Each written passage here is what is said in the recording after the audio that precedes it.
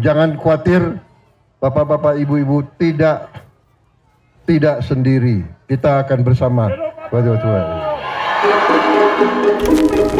Di tengah duka bencana yang tiba-tiba menerjang sejumlah daerah di Indonesia, utusan khusus Presiden Bidang Iklim dan Energi, Hashim Joyo Hadikusumo, menyampaikan kabar menghentak.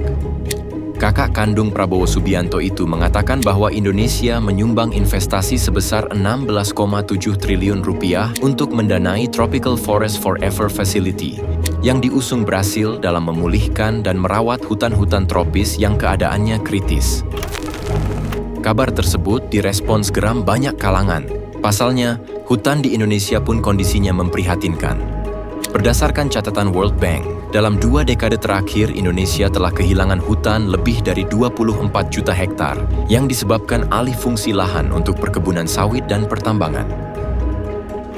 Akibatnya, sejumlah wilayah di Pulau Sumatera hancur berantakan diterjang banjir dan longsor.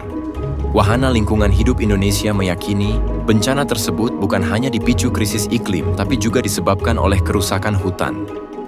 Pada periode 2016 sampai 2025, seluas 1,4 juta hektar hutan di Aceh, Sumatera Utara, dan Sumatera Barat telah terdeforestasi akibat aktivitas 631 perusahaan pemegang izin tambang, perusahaan sawit, geotermal, dan izin pembangkit listrik tenaga air. Nama Prabowo Subianto pun turut disebut berada di balik bencana ekologis di Sumatera. Bukan sebagai presiden, tapi pemilik PT Tusam Hutani Lestari yang menguasai 97.000 hektar lahan di Aceh. Jaringan Advokasi Tambang Nasional memandang, perusahaan milik Prabowo itu berkontribusi atas besarnya dampak bencana banjir dan tanah longsor yang terjadi pada akhir November 2025 kemarin. Perusahaan tersebut turut menggerus tutupan hutan-hutan di pegunungan dan hulu sungai di Aceh, sehingga merusak daerah tangkapan air dan melemahkan kemampuan alam menahan limpasan hujan. Ada 2 wajah yang tampak dari Prabowo Subianto. Di satu sisi ia dipandang seperti penjahat yang turut merusak hutan Indonesia, tapi di lain sisi berlagak bagai pahlawan dengan menggelontorkan 16,7 triliun rupiah untuk memulihkan dan merawat hutan-hutan tropis dunia. Sementara itu, kendati Indonesia merupakan negara yang dikepung bencana, anggaran untuk Badan Nasional Penanggulangan Bencana, BNPB, dari tahun ke tahun semakin berkurang. Di era Prabowo Subianto, anggaran untuk lembaga yang didirikan pada 2008 itu merupakan yang terkecil dalam 10 tahun ke belakang.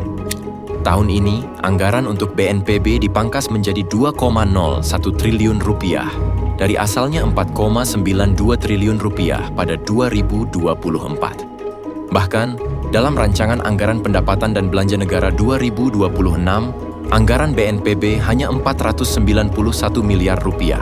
Angka itu jauh berbeda dengan tahun-tahun sebelumnya.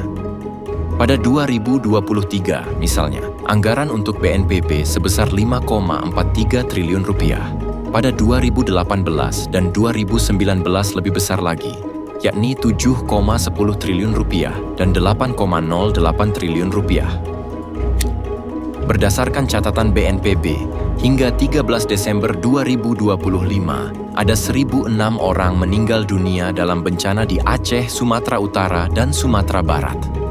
Selain menelan korban jiwa, bencana banjir bandang dan longsor di Sumatera juga menyebabkan infrastruktur dan fasilitas umum rusak parah. Sebanyak 1.200 fasilitas umum mengalami kerusakan dengan rincian 581 fasilitas pendidikan, 434 rumah ibadah, 219 fasilitas kesehatan, 290 kantor pemerintahan, dan 145 jembatan. Saat berkunjung ke Aceh Tamiang pada 12 Desember 2025, Presiden Prabowo Subianto menegaskan bahwa pemerintah bekerja keras dalam menangani dampak bencana di Sumatera dan berkomitmen mengawal proses pemulihan pasca bencana. Kita butuh kesabaran dari bapak-bapak, ibu-ibu sekalian, karena tidak bisa kita seketika selesaikan semua itu, ya. Saya minta maaf, tapi kita akan bekerja keras untuk bantu saudara-saudara semua. Kita akan bersama dengan bapak-bapak, ibu-ibu. Jangan khawatir, bapak-bapak, ibu-ibu, tidak sendiri. Kita akan bersama.